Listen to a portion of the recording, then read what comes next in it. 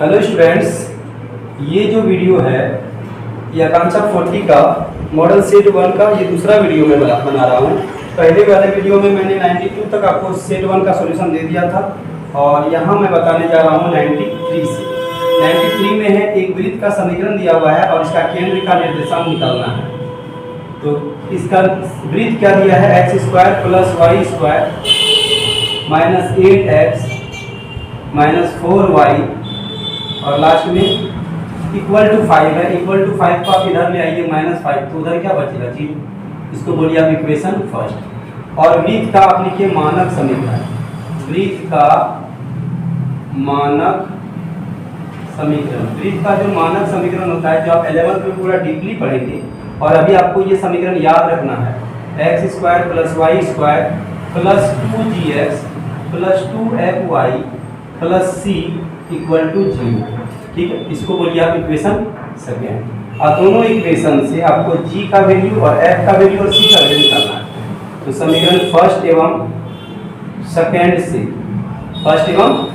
से यहाँ देखिए, यहाँ 2gx है, यहाँ पे -8x है, यानी x का जो गुणांक है उसको इक्वल कीजिए। यहाँ x का गुणांक कितना, -8, और यहाँ x का गुणांक कितना, 2g। तो यहाँ से 2 कटा देंगे, 2 से कटा देंगे 8 को 4 बार में, यानी कि -4 = क्या निकला, g निकला। -4 का वैल्यू क्या निकला, g निकला। तो यहाँ पे 4 यही रहने दीजिए, इस माइनस को उस साइड ले जाइए तो -g हो जाएगा, यानी कि -g का वैल्यू आपको निकाल लेना है, जो कि निकला 4। अब देखिए y का गुणांक इधर कितना है, -4, और यहाँ y का गुणांक कितना है, 2f। 2 से कटा देंगे तो 2 दूनी 4, यहाँ बचा -2 = f। -2 को फिर उस साइड ले जाइए RHS में, हो जाएगा -f। तो बताइए -f का वैल्यू कितना निकला, 2 निकला। तो बस वृत्त का केंद्र आपका निकल गया। वृत्त का जो केंद्र होता है उसका फॉर्मूला भी होता है -g, -f। इसीलिए हम -g निकाल के रखें। -g का वैल्यू 4 और -f का वैल्यू 2 हो गया आंसर। और अगर आपसे पूछा जाए कि इस वृत्त की त्रिज्या कितनी होगी, वृत्त की त्रिज्या मैं वो भी बता देता हूँ। वृत्त की त्रिज्या कैसे निकालेंगे, त्रिज्या को r से सूचित करते हैं और r निकालने का फॉर्मूला होता है g² + f² - c, g² + f² - c। g का वैल्यू देखिए, g का वैल्यू यहाँ से आपको देखना, g का वैल्यू -4, तो बोलना है -4 का स्क्वायर, प्लस f का वैल्यू देखिए, यहाँ देखिए -2 है तो -2 का स्क्वायर, अब प्लस नहीं माइनस। c का वैल्यू कितना है, c तो हम लोग निकाले ही नहीं, c का वैल्यू यहाँ देखिए -5 है, c का वैल्यू -5, तो यहाँ c की जगह -5 रखेंगे तो यहाँ c का वैल्यू -5, तो हो जाएगा यहाँ -4 का स्क्वायर 16, -2 का स्क्वायर 4, और यहाँ माइनस प्लस जो कि 5 हो जाएगा। 16 4 20, 5 25, और 25 का वर्गमूल होता है 5, तो 5 इकाई इसका आंसर हो जाएगा त्रिज्या का।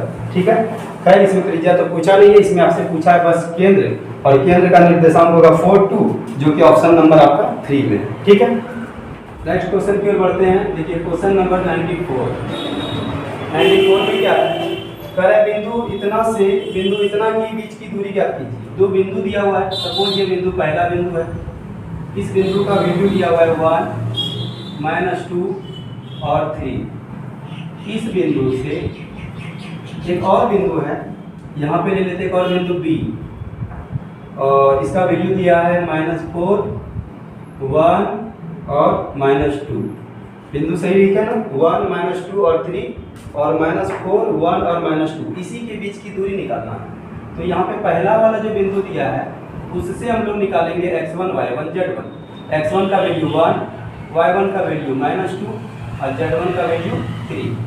दूसरा वाला बिंदु से यानी B से निकालेंगे x2 का वैल्यू तो -4, y2 का वैल्यू 1 और z2 का वैल्यू हो जाएगा -2। और यहाँ पे फॉर्मूला लगा देंगे दूरी सूत्र से। कौन सा सूत्र, दूरी सूत्र। दूरी सूत्र का फॉर्मूला से हम लोग 2 बिंदुओं के बीच की दूरी निकाल सकते हैं। ये हम लोग 10th में भी पढ़े हैं, थोड़ा सा डिफरेंस है इसमें, बस देखिए क्या है। AB का जो फॉर्मूला होगा, A और B के बीच की दूरी का फॉर्मूला होगा √x2 - x1 का whole square plus y2 - y1 का होल स्क्वायर, प्लस इसमें और बढ़ जाएगा z2 - z1 का होल स्क्वायर। ठीक है, अब मान रखिए इसमें x2 का वैल्यू -4, फिर माइनस x1 का वैल्यू यहाँ 1 है तो 1 रख देंगे, इसका होल स्क्वायर। y2 का वैल्यू 1 है माइनस y1 का वैल्यू यहाँ देखिए -2 है और यहाँ माइनस पहले ही से है तो माइनस माइनस +2 का होल स्क्वायर। आगे बढ़ते हैं, z2 का वैल्यू यहाँ -2 है, फिर माइनस z1 का वैल्यू है 3 तो 3 का होल स्क्वायर। -4 और -1 कितना होगा, -5 का स्क्वायर कर दिए, 2 1 3 3 का स्क्वायर, -2 और -3 -5 का स्क्वायर, -5 का स्क्वायर हो जाएगा 25, 3 का स्क्वायर हो जाएगा 9 और -5 का स्क्वायर 25। जोड़ देंगे 25 25 50 50 और 9 59। इसका वर्गमूल तो नहीं निकलेगा और निकलेगा भी तो पॉइंट में निकलेगा, तो इसका आंसर √159 ही है जो ऑप्शन सी में है। आप ऑप्शन 3 में है, देखिए इसमें ऑप्शन ABCD करके नहीं 1 2 3 4 करके दिया है तो 94 का आंसर हो जाएगा 3 नंबर। ठीक है, नेक्स्ट क्वेश्चन देखिए 95 में क्या है, यदि 100 पदों का माध्य 50 है तो सभी पदों का योग ज्ञात कीजिए। तो इस अगर सभी पदों का योग पूछे, सभी पदों का योग, तो क्या करेंगे, कितने पद हैं, 100 पद, 100 को गुना कर देना है माध्य से, कितना से, माध्य से, यानी माध्य कितना है इसका 50, तो 50 से इसको गुना करेंगे तो 5 गुना 1 5 और 000 5000 इसका आंसर हो जाएगा जो कि ऑप्शन 1 में है। ठीक है, क्वेश्चन नंबर देखिए 96, कह रहा है किसी वृत्त पर स्थित 21 बिंदुओं से होकर जाने वाली कितनी जीवाएं खींची जा सकती है। वृत्त पर कितने बिंदुओं से होकर कितनी जीवाएं खींची जा सकती है, क्या कहा है, 21 बिंदुओं से, तो यहाँ लिखेंगे 21 बिंदुओं से, 21 बिंदुओं से खींची जा सकने वाली, खींची जा सकने वाली वृत्त की जीवाओं की संख्या, वृत्त की जीवाओं की संख्या। ये 11th का एक बहुत ही अच्छा क्वेश्चन है जो कि कॉम्बिनेशन चैप्टर से रिलेटेड है। इसमें है क्या कि वृत्त की जीवा कहते किसको हैं, वृत्त की जीवा मतलब कि वृत्त पर स्थित किसी भी दो बिंदुओं को मिलाने वाली रेखाखंड। ये जो रेखाखंड है दो बिंदुओं को मिलाने से बना तो इसको बोलेंगे जीवा। क्या बोलेंगे, जीवा। तो किसी भी वृत्त की एक जीवा को खींचने के लिए कितने बिंदु चाहिए, 2 बिंदु चाहिए, यानी हमें 2 बिंदु मिलता है तो हम एक जीवा खींच सकते हैं। और हमारे पास टोटल कितने बिंदु दिए गए हैं, 21 बिंदु, और पूछा है कि 21 बिंदु से कितनी जीवाएं खींची जा सकती है। तो इसका फॉर्मेट होता है 21 फिर यहाँ C और फिर यहाँ 2 इसीलिए क्योंकि एक जीवा खींचने के लिए 2 बिंदु चाहिए। अब ये C क्या है, कैसे इसको सॉल्व करेंगे, तो इससे रिलेटेड आप पहले एक फॉर्मूला समझिए, NCR। इसका फॉर्मूला होता है फैक्टोरियल n, इसे जो एलसीएम टाइप का लिखे हैं n में, फैक्टोरियल n बोलते हैं इसको, फिर फैक्टोरियल r होता है नीचे और फिर n माइनस r, जिसमें से ये जो 21 है ये n का काम कर रहा है। तो बोलिए फैक्टोरियल n मतलब फैक्टोरियल 21 बाय फैक्टोरियल r यानी फैक्टोरियल 2, फिर फैक्टोरियल n माइनस r मतलब 21 माइनस 2 ये होगा। तो यहाँ लिखेंगे फैक्टोरियल 21 फिर फैक्टोरियल 2 और यहाँ फैक्टोरियल 21 में 2 घटा देंगे 19, 21 में 2 घटा देंगे 19 और फैक्टोरियल 21 फैक्टोरियल 2 फैक्टोरियल 19। इस सब का मीनिंग क्या हुआ, फैक्टोरियल 2 का मतलब होता है लगातार गुना करना, 1 गुना 2। फैक्टोरियल 3 का मतलब 1 गुना 2 गुना 3 जितना आंसर हो जाए।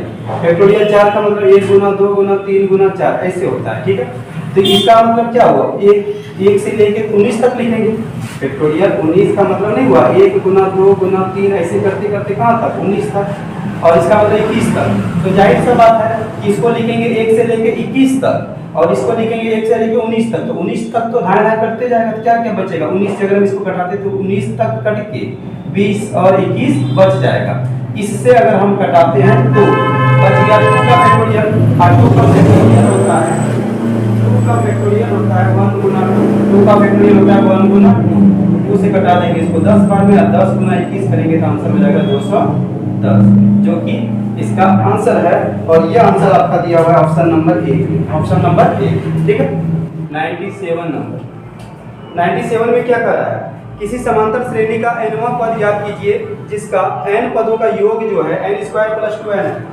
n पदों का योग मतलब Sn, n पदों का योग मतलब Sn हुआ और Sn का वैल्यू दिया हुआ है n² प्लस कितना है 2n दिया हुआ है, n² + 2n। और इससे हम लोगों को निकालना है nवां पद। nवां पद का मतलब हो गया an।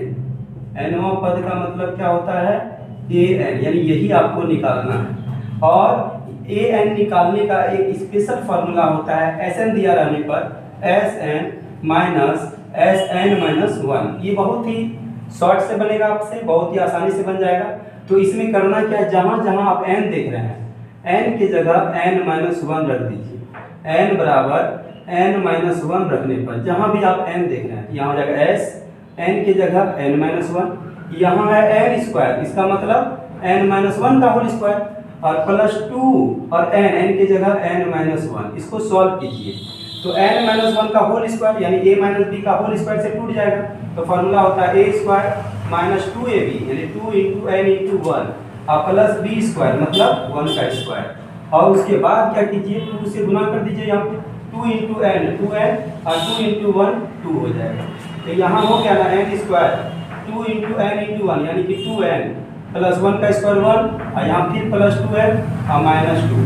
एक चीज़ ध्यान दीजिए, यहाँ प्लस 2n और यहाँ माइनस 2n कट जाएगा तो क्या बचा n स्क्वायर और 1 माइनस 2 करने से हो जाएगा माइनस 1। अब आपको निकालना है nवां पद। कौन सा पद, nवां पद। nवां पद मतलब an, nवां पद मतलब an, और an का फॉर्मूला याद रखिएगा Sn माइनस Sn-1। Sn का वैल्यू देखिए यहाँ पहले से दिया हुआ था n स्क्वायर प्लस 2n, ये हुआ Sn का वैल्यू, और माइनस Sn-1 का वैल्यू है n स्क्वायर माइनस 1।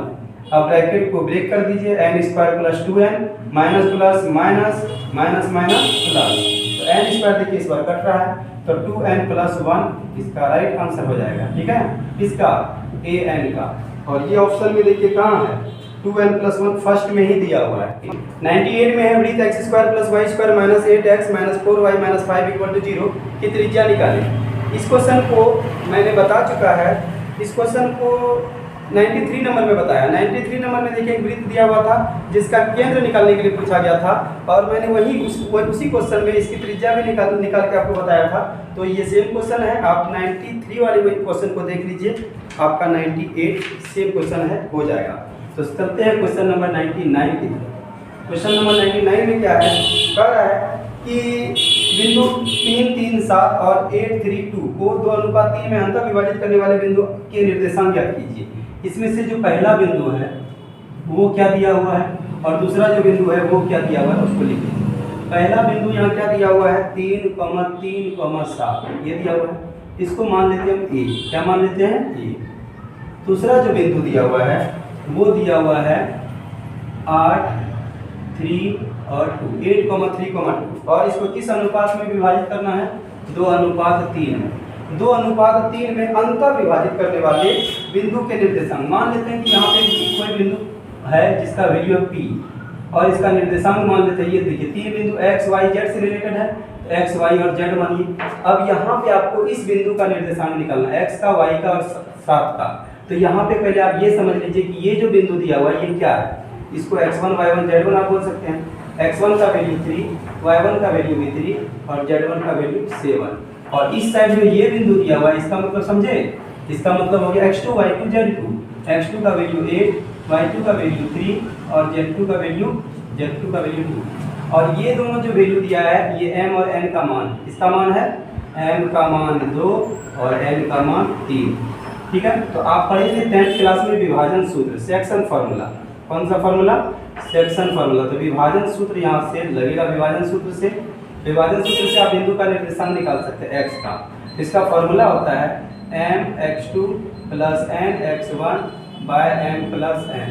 अगर जो m1 m2 का के पढ़े थे तो वो अनुपात में मान सकते हैं m1 और यहाँ मान सकते हैं m2, कोई दिक्कत उससे नहीं है। तो फार्मूला भी थोड़ा सा अलग पढ़ेंगे, m1x2 plus m2x1 bye m1 plus m2 ये पढ़ेंगे। ठीक है, तो बताइए m1 का वैल्यू कितना 2 और x2 का वैल्यू कितना 8 प्लस m2 का वैल्यू कितना 3 गुना x1 का वैल्यू कितना 3 बाय m प्लस n कर दीजिए, यानी 2 प्लस 3 कितना हो जाएगा 5। अब यहाँ हो जाएगा 8 दूनी 16, 3 3 9 और नीचे 5, यानी कि 10 9 19/5। ये वो x निकालें।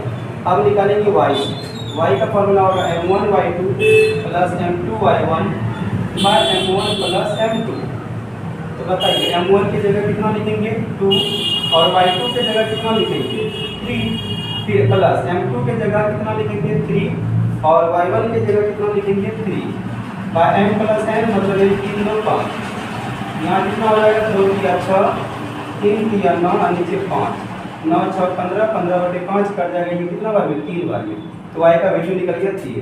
अब z का वैल्यू निकालेंगे फॉर्मूला होगा mz2।